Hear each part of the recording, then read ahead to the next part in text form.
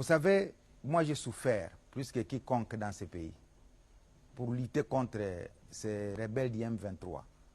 Et il y avait un président à la tête de ce pays qui s'appelait Joseph Kabila, avec qui nous avons travaillé dans ce dossier.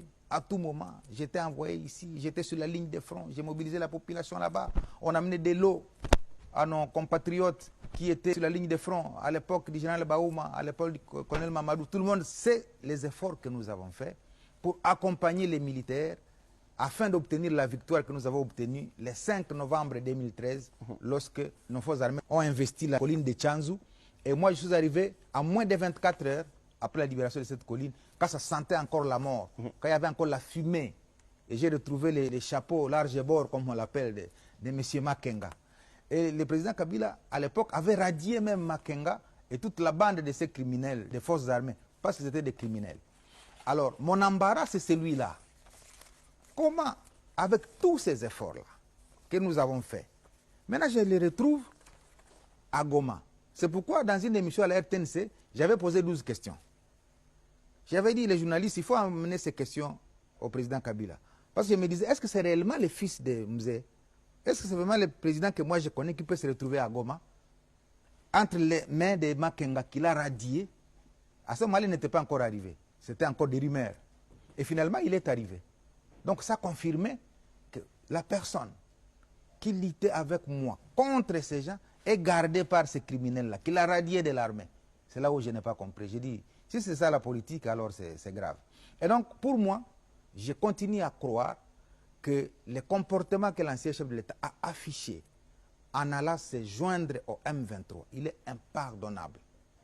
S'il n'est pas impardonnable, alors ça frise une complicité. Ça veut dire quoi? Ça veut dire, nous qui étions en train de nous battre aux côtés des FARDC contre les rebelles, nous étions alors du paix. C'est-à-dire, il y avait un camp de patriotes qui avaient foi à la République démocratique du Congo. Il y avait un autre camp qui nous observait comment nous nous comportions alors qu'ils n'étaient pas avec nous. C'est peut-être ça la conclusion que je pourrais tirer de ces comportements. Parce qu'il est inacceptable, il est impardonnable qu'après avoir dirigé la République pendant 18 ans, on part être sous la coupe du président Kagame, sous la coupe des rebelles du M23, c'est eux qui vous gardent.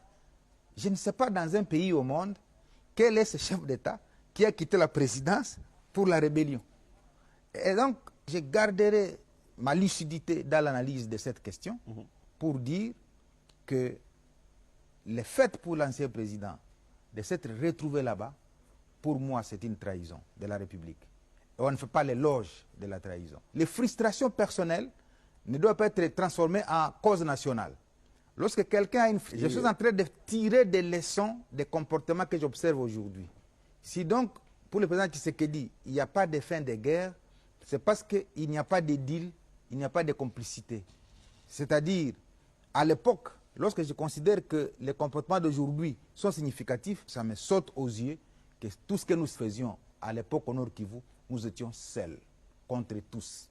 Et donc, je crois même que nous avons échappé belle parce qu'il y en a qui sont morts.